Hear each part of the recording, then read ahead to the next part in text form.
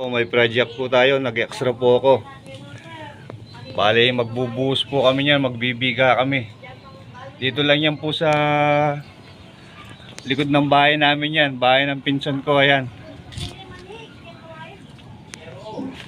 Ayan po.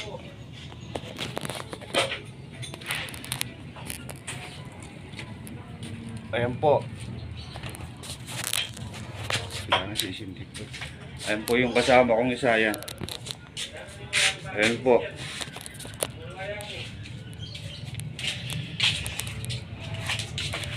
Ayan, nagpo-forma na po kami. Ayan ho.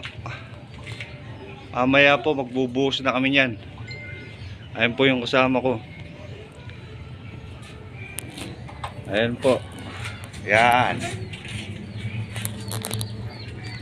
Dito lang ho yan sa likod ng bahay namin. Ayan po, yan.